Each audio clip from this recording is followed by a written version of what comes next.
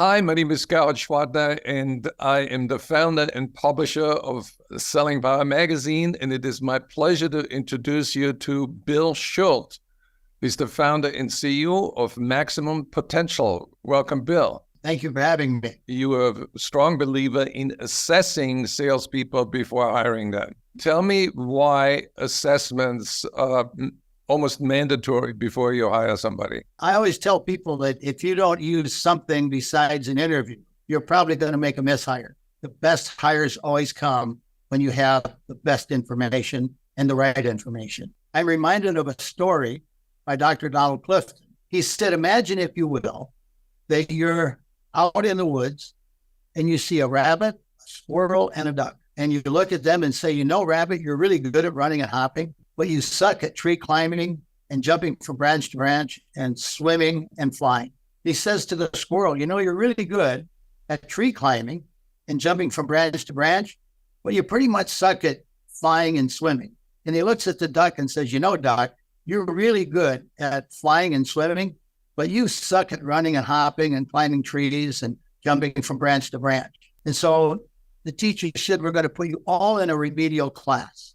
Well, imagine if you hired someone in the business and they were good at certain things, but you said, well, that's not good enough. We're going to put you in remedial classes. And Dr. Donald Clifton said, we need to make sure we put the right people in the right spot so they can use their talents and their skills doing what they do best. I think it's an excellent story. And the way sales managers tend to think about salespeople is that they divide them into hunters and farmers. Is there an assessment that can tell whether you're a hunter or a farmer? So the assessment is called Sales Max. The assessment that we sell is a predictive assessment.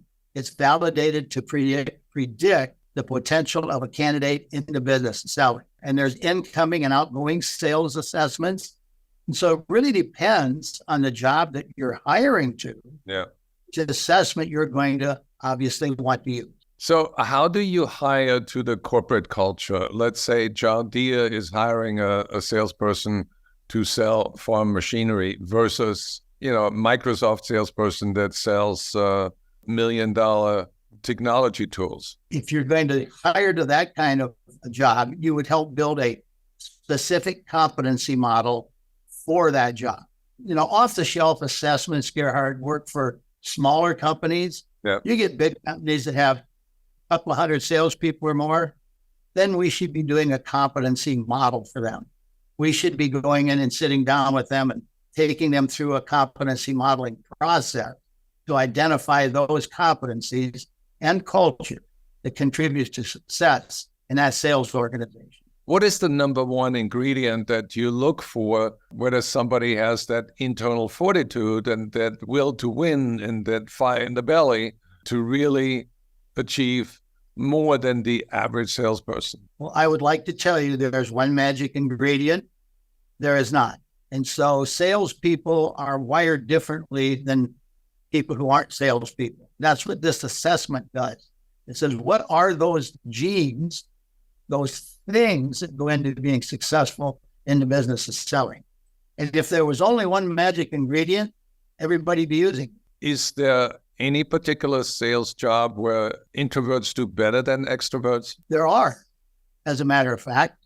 It's called the long sales process. And so it's the long relationship sale where introverts can succeed.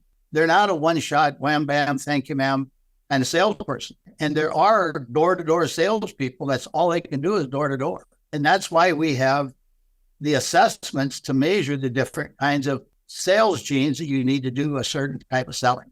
There's one more conundrum I'd like to ask you about, which is empathy and ego drive. How do you measure those qualities? They get measured in the competency model. And so you can measure the type of empathy somebody has. A good example, again, is that one-shot sales artist.